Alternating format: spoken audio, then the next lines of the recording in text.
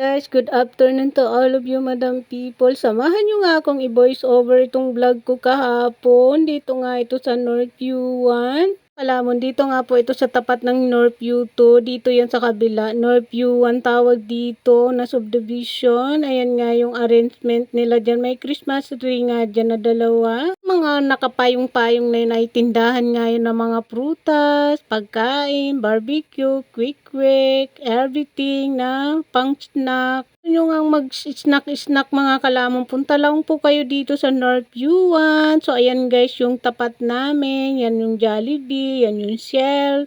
Yung Northview 2, papunta yan sa amin dun sa looban, sa loob ng gate namin. Ayan ay papuntang Marikina, yan daan na yan. Nga ako dyan ng jeep papuntang SM Marikina para bumili ng protector ng ating cellphone. At pagpapakabit na rin ako at patatanggal ko na din guys yung tulbang headset dito sa ating cellphone. Kaya napagastos tayo ng di oras. So, gastos na naman si Kalamon. Chop forward nga, nandito na nga ako sa SM. Video nga ako dito papunta dun sa paggawa ng ating cellphone. Paura-aura nga ako dito. Sabi ko nga dyan, maraming ang tao kahit Friday nga ito. Nga ito ng Friday, ang dami-daming ang tao dyan.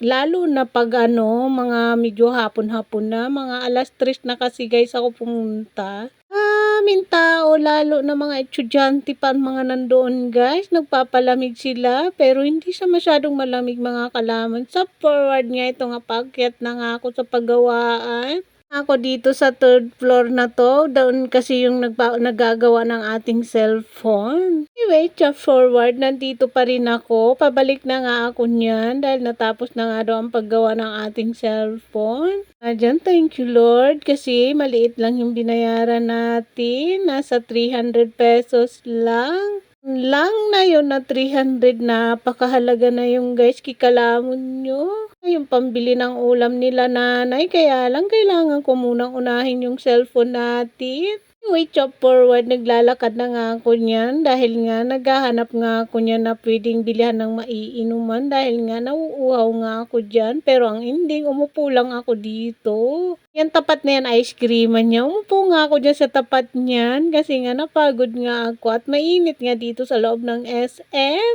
Alam kung bakit. Paglabas ko guys, umulan pala. Kaya pala napakalinsangan ng panahon dito sa loob ng SM. Tamang video nga ako dito mga guys. Ikaw pa nga dyan nakapagpalo sa aming page. Baka naman i-like and subscribe po kami ni Vlogger Girl nyo sa aming munting channel, YouTube, Facebook, and TikTok. Salamat sa lahat ng nagpalo at nag-like and subscribe po sa amin. Sa lahat na nag-comment, sa lahat ng bad comment. Thank you so much. Kung wala kayo, wala kami dito, Charis. Nga na nga kayo ni Kalamon nyo dahil wala na nga akong masasabi niyan. So anyway, naglalakad-lakad na nga lang ako dito. Nagpapaubos oras nga ako dito. Sayang naman kasi kung umuwi tayo agad. Nga akong ganap guys, nakauwi din ako. Umuwi na talaga ako. Wala man kasi akong kasama dito kahapon. Ate, dapat daw tinawag ko siya. Sabi ko, ayoko naman na istorbohin ka kasi wala nga yung boss mo. Kanya kasi guys, 70 years old na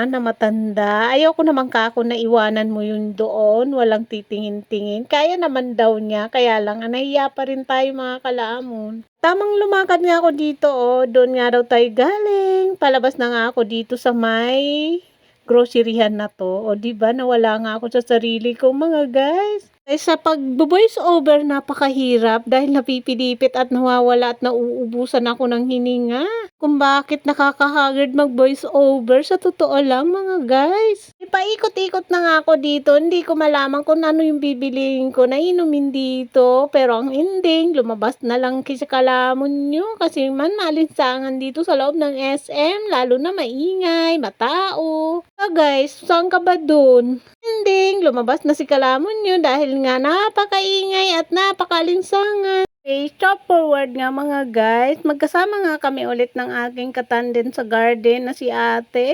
Nasa dyan sa akin at magkukuha daw siya ng mga dahon-dahon ng kanyang iniinom. Yan daw ang kinakapi niya tuwing umaga. Hindi daw kasi siya nagkakapi. Sa kanya, hindi tuloy ako nakapagbihis. Hindi ko alam na magbablog pala ako dito habang naglalakad tayo. Tamang kaway nga ako dyan sa aso na yan. O diba, parang kandidato lang. Charis. Nga kami dito ni ate sa village na to. Papunta nga kami doon kung saan kukuha siya ng mga dahon ng mangga, dahon ng avocado. Stop forward nga, nandito na nga kami sa basketball court kung saan nga kami dito ni Misha yung nagtitiktok. Samahan ko daw siya dahil hindi niya daw alam papunta dito. Baka daw siya maligaw na naman pag uwi niya. Saris lang. Kasi siya dito, pero 6 na buwan na nga daw siya dito. Nagtatrabaho dyan sa katabing bahay, dyan kay Mrs. De La Rosa.